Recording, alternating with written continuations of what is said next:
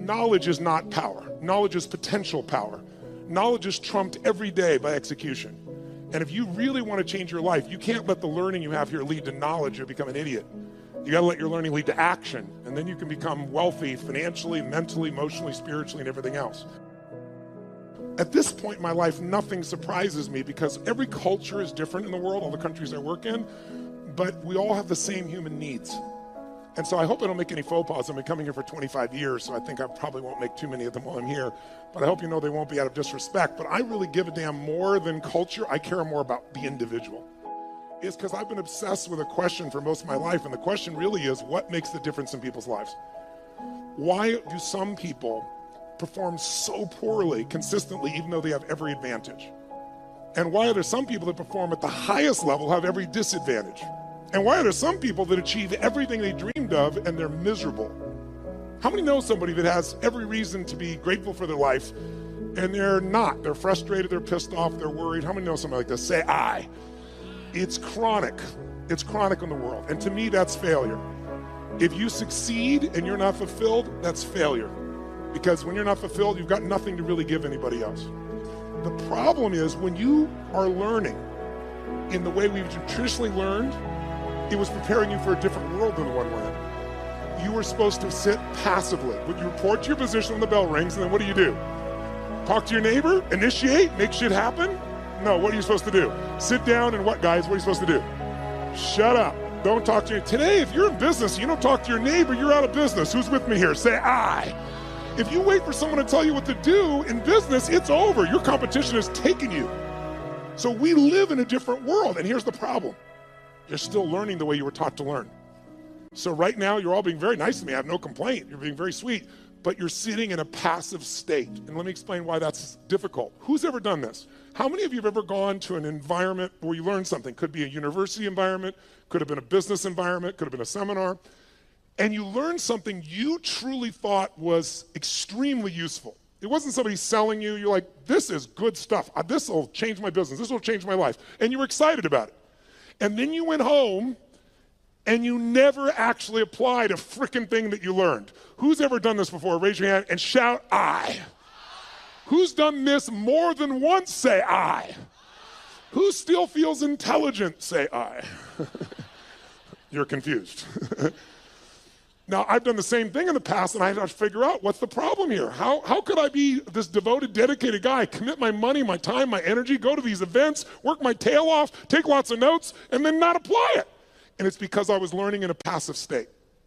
Because when you're sitting like you're sitting right now, there's nothing wrong with it, but you will not, how much will you remember? If I asked you, where were you on 9/11, and you're not even Americans, how many can remember the moment when you heard about those planes crashing in the building? You could see where you were, you could remember, raise your hand if you could remember every detail. Wow, tell me where you were on 8/11. You know why? Information without emotion is rarely maintained. If there's enough emotion, if on 8/11 you met a special person in a special place and had a special experience, you might remember that because there's a different level of emotion. So one of the things we want to do is when you're learning in the traditional sense, there's not enough emotion in your nervous system. There's not even enough emotion, there's not enough energy. If there's one thing we have to be successful, I'm wasting my time and I'd be wasting yours if all we do is continue to talk this way. The reason is it might be interesting. As we go through some of the strategies, you'll probably be excited, write them down. But in this level of energy, here's what happens. Whatever state you're in when you're learning, it gets linked to what you're learning. So if you're sitting here and you're really comfortable and you're kind of enjoying this and going, wow, this is pretty good, or wow, that's really interesting, or that could be really valuable, or damn, he has big teeth, or whatever you're thinking right now in your head. If you're doing that in a passive state, then later on when you go to do something, you go, yeah, I'm really going to do this. This is really going to happen. And there's just no energy for it. So the less energy you have, the less likely you follow through and use something. How many follow here? Say I. And so, but some of you might say, yeah, but Tony, I've been here 2 days and it's great to be here with you, but I'm a little tired. It's late in the day, that type of thing. What you got to understand is this, as a business owner, as a professional, as somebody who's going to be the best in the world at what you do or believes that you are, there's nothing more valuable than energy. Nothing moves without it. And the lower the energy, low energy, things break down. High energy, you can build, you can create, you can do anything. Energy has nothing to do with age, food, sleep. It's something that comes with a psychology. Without the energy, anything else I'm going to talk to you about is a waste of time. So you and I need to establish a new standard for energy. Now, here's what I want to talk to you about. You have all these things you want me to give you in the next 2.5, 3 hours. Just make me rich, make me happy, give me lots of sex, make sure that I feel totally confident, grow my business 100%. I'll give you a couple hours. Go for it, kid. So here's the truth. Tell me if I'm right or wrong about this. You tell me. If I were to take all the things that you say you want and I was to generalize them up into a deeper, richer concept of what you really want, you don't just want these individual things like lose weight or have more energy or make more money or have a better relationship. How many would agree what you really are after is an even more extraordinary quality of life? That you want, as great as your life may be, you want more. More joy, more passion, more aliveness, more impact, more success. Who can relate to this here? Say I. Then in order to create an extraordinary quality of life, we have to define it. So what is an extraordinary quality of life? What would a magnificent life be? It's not for me to define. It's for you to define on your terms. To me, an extraordinary life is life on your terms. What would it look like if you really, truly, without bullshit, without exaggeration, could look yourself in the mirror and say, holy shit, look what I created. Look at the life that I've created. Now, some of you truthfully could do that now. You just don't do it enough. But I know you want more, so let's look at how to do that. I would say to you, there are 2 master skills. I invite you to write them down.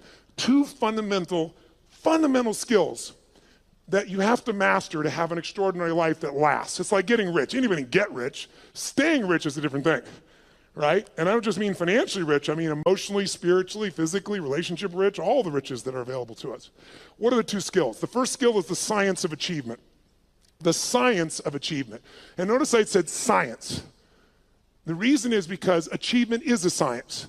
And anyone can learn it. It doesn't matter your age, it doesn't matter your background, it doesn't matter anything. The only thing that limits you is limiting beliefs. But once you figure out the science, for example, I just spent the last 4 years interviewing 50 of the most brilliant financial minds on the planet. All people who are not part of the Lucky Sperm Club, meaning they actually earned it themselves. They started with nothing and they built billions of dollars. And I want to see, was there common denominators? And there were. And if you practice what they teach, which is what I put into a book, if you do it, there's zero question what you do. I applied what I've learned the last 4 years and tripled my net worth, which was already extremely high. And it all just came from applying what I learned. Because I went to the very best on earth, success leaves clues, figured out what they're doing, did it myself, and I teach other people too as well. Your body, we're all unique biochemically, but not that unique. Meaning there's certain fundamentals related to health, vitality, and energy.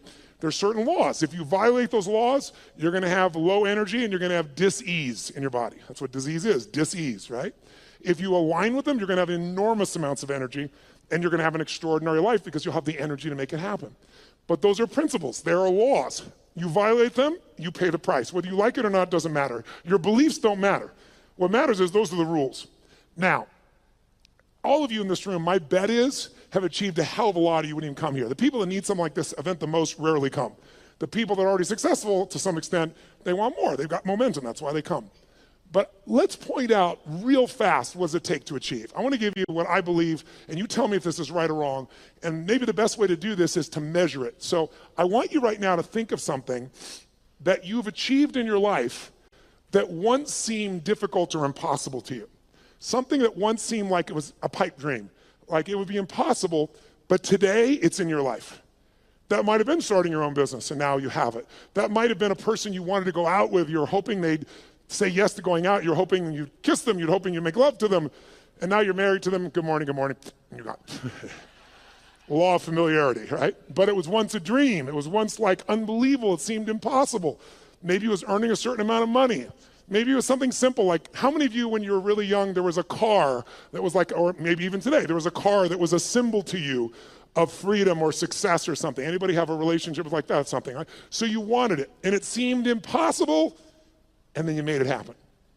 How many can think of something right now that once was impossible and it's in your life today, solid, you made it happen? Let me see your hands, say I.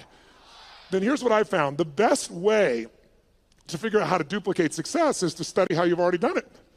So think of that situation that once seemed impossible. It's now in your life. When it was impossible, what made it go from impossible to your life?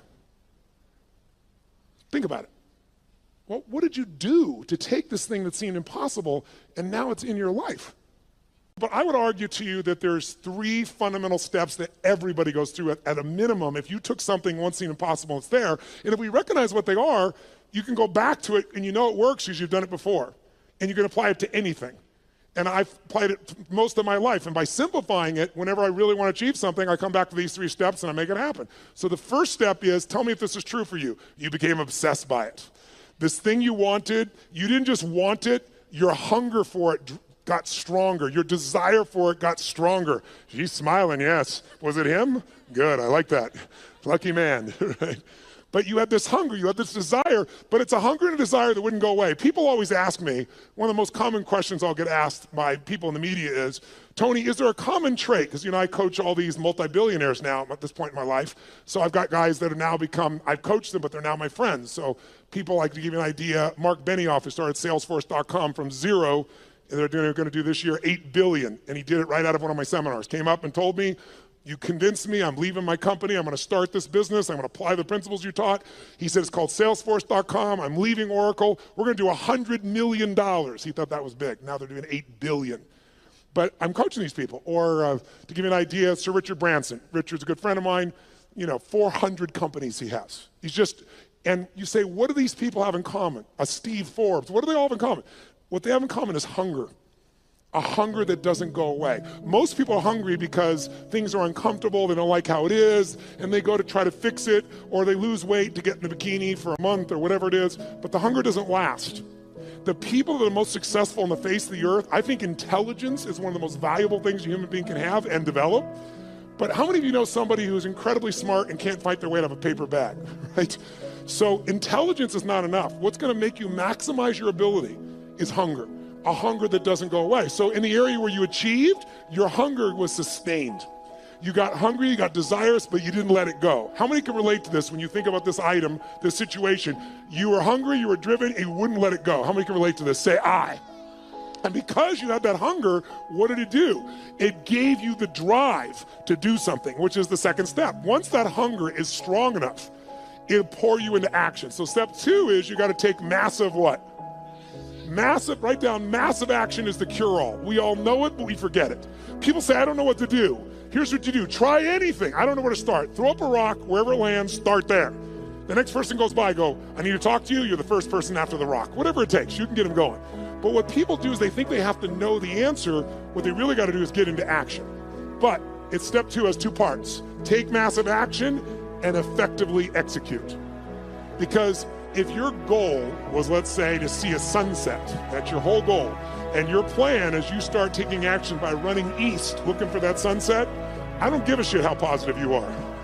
I don't care how much you believe. I don't care how enthusiastic you are. You are absolutely not going to get the result because you have the wrong strategy, right? So you have to effectively execute. But if you take massive action and what you're trying doesn't work, what should you do? If you have this big goal and you're on fire for it and you're going to make it happen, and then you try something that doesn't work, what should you do? Try something else. And what if that doesn't work? What should you do? And what if that doesn't work? What should you do? Come on, guys. If that doesn't work, what should you do? If that doesn't work, what should you do? If that doesn't work, what should you do? I'll give you an example. How long would you give your average baby, your average child, to learn how to walk? How long would you give your average child before you say, hey, stop, you're just not a walker?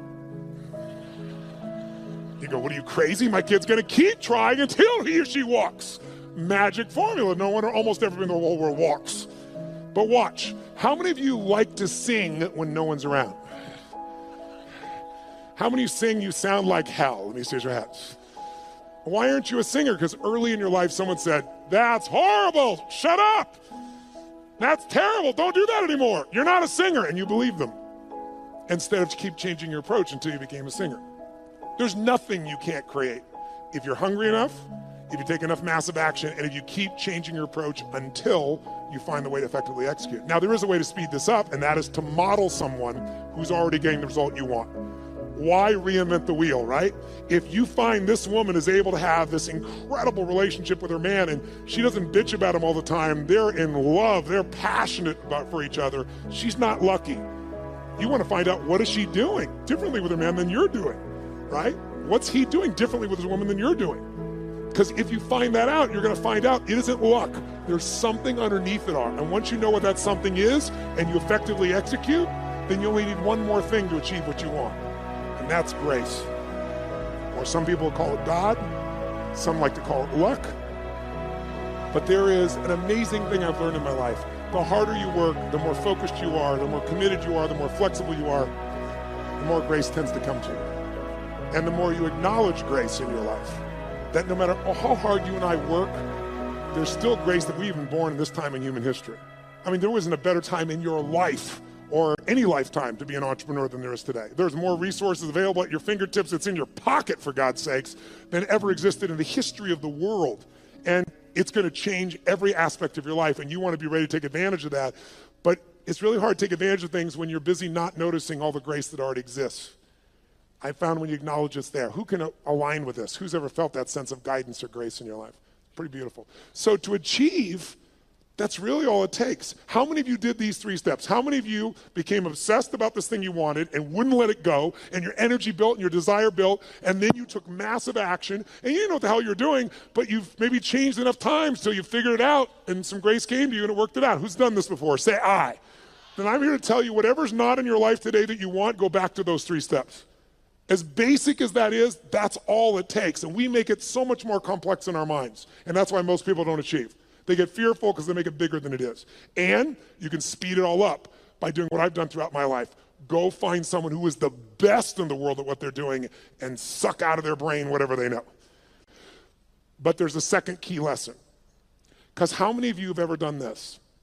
How many of you have ever achieved a goal that you worked your tail off to get to, and then you achieved the goal and your brain said, is this all there is? Who's had this experience before? Say I. Isn't that a brutal experience? I'd rather fail because, if guys like you and I, ladies and gentlemen in this room, were to fail, you don't accept failure, right? You just get up and try something else. So failure is actually better because you could still succeed. When you succeed and you're not happy, now you're what I call technically screwed. That's demoralizing because you worked your guts out and you achieved it and you're still not fulfilled. So the second lesson, I believe, is even more important. And this lesson, if you can take it home tonight, I'm telling you, will change your life more than anything else I know. And I know it from 39 years of working with people, including myself. The second lesson is you must master the art of fulfillment. The art of fulfillment. And that sounds so basic, doesn't it? The art of fulfillment. But notice I didn't say the science of fulfillment. Why? It's not a science. You know why? Because what's going to fulfill you, my dear, you and you, even if you're dear friends or family, is not the same. Fulfillment's an art. If you want to know what fulfills people, look around this earth. You got to find what it is that will light you up. Because otherwise you achieve and you're not fulfilled. As I said earlier, success without fulfillment is the ultimate failure. You think that if you achieve, you're going to be happy. And I'm here to tell you, you got to happily achieve. And that sounds just like changing one word, but it's a different life. And in order to do that, you have to decide that fulfillment is even more important than achievement. And by the way, you don't have to choose. When you're really fulfilled, you tend to achieve more.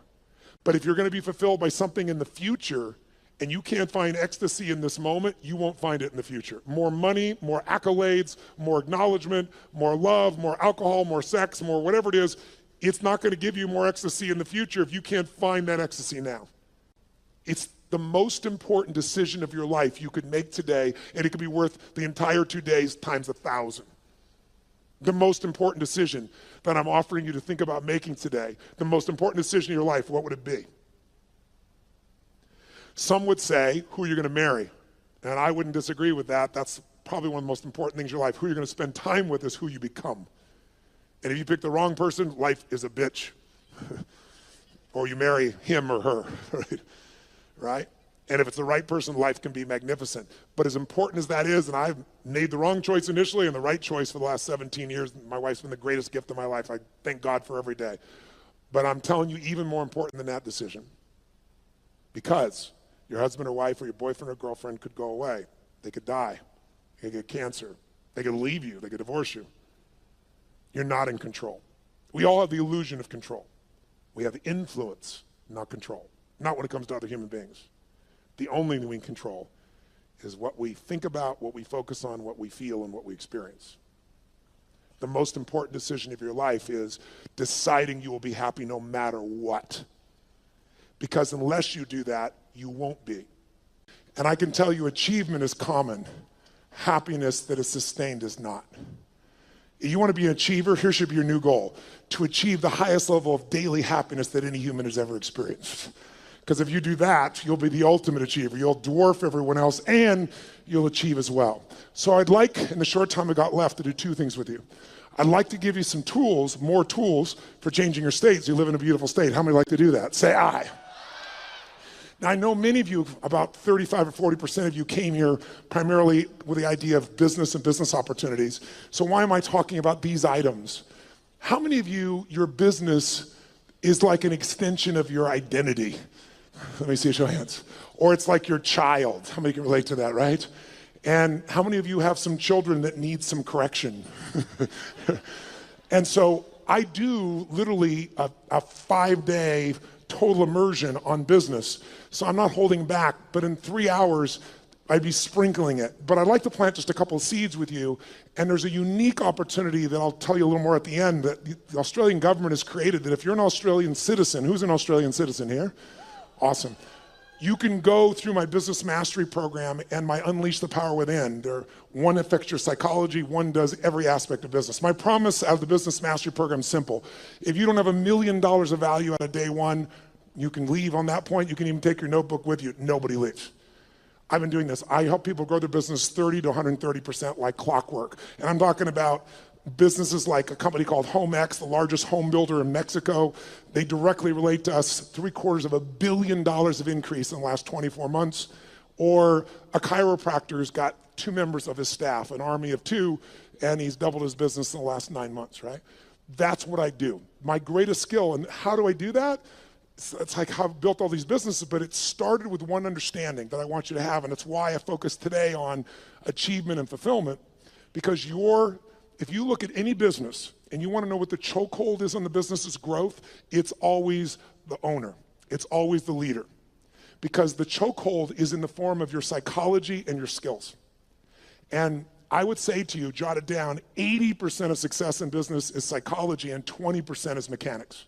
Now, don't get me wrong. I'm a big believer in strategies because I know one strategy can save you a decade of pain. One strategy can make you $1 million. But if you have the strategy, how many have had lots of strategies in the past and then not followed through? Who's done this before? Say aye. That's why your psychology is the most important part.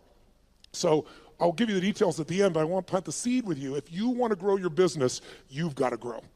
There is no business that's going to grow dynamically and consistently and give you huge levels of financial and emotional and spiritual rewards without you growing. But you have to have a way to do it that's disciplined, that gives you both the psychological change, but also the skill change. Some people do have a great psychology, but they know how to make a great product or service, but they're terrible at marketing. And today, by the way, does the best product win in the world we live in today? Yes or no? No. Which product wins? The best marketed product wins. Now, long term, the best product and the best marketing wins. That would be in the past Apple. I say the past because they're slipping a bit, because they've stopped innovating at the same level they used to. But the bottom line is if you have incredible product or service and you have incredible marketing, you're going to win. But we live in a world with shitty products. Who's ever seen someone who's a product far inferior to your own product or service, and they're making more business than you are? Let me see your hands here. Say aye. Today, is it easier to market or harder? Which one? Which one? It's easier and it's cheaper, but it's less effective. The reason is 15 years ago, I don't know what the numbers are in Australia, but I know what they are in the UK, I know what they are in Germany, France, and the US, and it's identical numbers. About 15 years ago, it would be 16 years ago now, they did the study, and they found that it took, on average, 4 exposures to a product, on average, before someone then took action, on average. Does anybody know what it is today, meaning as of last year? 16. 16 exposures on average before someone responds.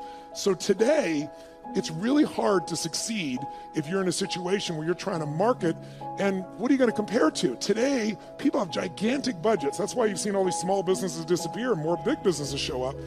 And how are you supposed to compete with that? The answer is you can, but you have to use a totally different tack. You can't use traditional advertising. You're going to have to learn to master what I teach, which is how do you become the expert in the field so that people come to you because they want to understand what you know about it. Where people seek you out, you don't advertise for them. Because whatever advertising you have, if you're a small business, it's going to be very hard for you to compete with that. And that is for every kind of product you can imagine today, isn't it true? So a lot of people get down and out. It's just because they don't understand. It is so easy in the world we live in today to develop a level of expertise where your marketing is not marketing, it's adding value. If there's one way to become wealthy in business, there's only one way to stay wealthy. Find a way to do more for others than who? Than who?